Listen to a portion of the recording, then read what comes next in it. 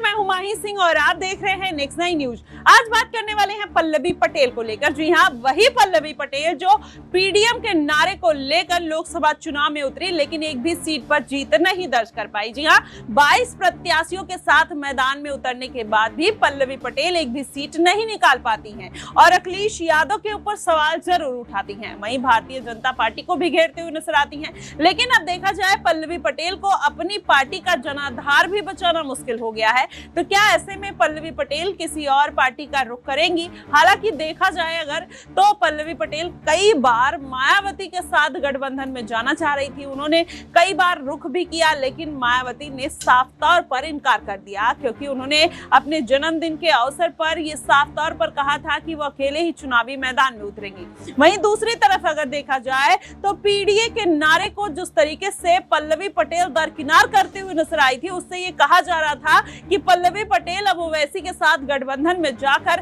कहीं ना कहीं एक दो तो सीटें निकाल ही लेंगी, लेकिन ऐसा कुछ देखने को नहीं मिलता है। पल्लवी पटेल एक भी सीट नहीं निकाल पाती हैं और कहीं ना कहीं उनका जो दबदबा है वो भी कम होता हुआ नजर आता है। शायद उनकी सबसे बड़ी गलती ये है कि उन्होंने अखिलेश यादव का साथ छोड़ दिया और जब से उन्होंने अखिलेश यादव का साथ छोड़ा है तब से कहीं ना कहीं पल्लवी पटेल की मुश्किलें कम हुई नहीं बल्कि बढ़ती हुई नजर आई हैं। उसके साथ ही अगर देखा जाए ये समीकरण इस बात की तरफ अंदेशा दिलाते हैं कि भारतीय जनता पार्टी की तरफ उनकी बहन अनुप्रिया पटेल जिस तरीके से बगावती सुर अपनाते हुए नजर आई थी, उससे ये कहा जा सकता है कि ये पूरा समीकरण कहीं ना कहीं अनुप्रिया पटेल को डाउन करने के लिए योगी आदित्यनाथ ने चला था। योगी आदित्यनाथ जिस तरीके से अनुप्रिया पटेल को दरकिनार करके पल्लवी पटेल से मुलाकात करने की कोशिश करते हैं, उससे ये कहा जाने लगा कि अब पल्लवी पटेल भारतीय जनता पार्टी का रुख कर लेंगी और हो सकता है कि इस बार के उपचुनाव में पल्लवी पटेल को भारतीय जनता पार्टी को जिम्मेदारी देते हुए नजर आए।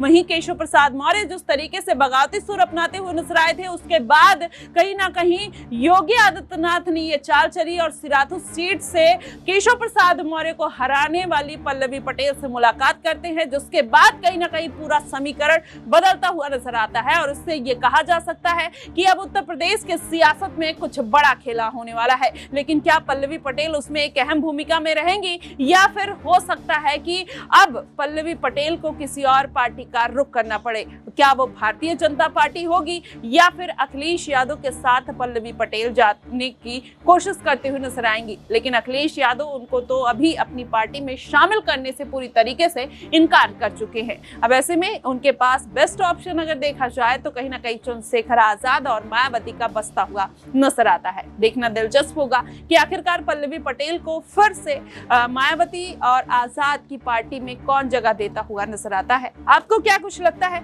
आप हमें कमेंट बॉक्स में जरूर बताइएगा। फिलहाल के लिए बस इतना ही। देश और दुनिया की तमाम खबरों के लिए हमारे साथ बने रहिएगा नेक्स्ट 9 न्यूज पर।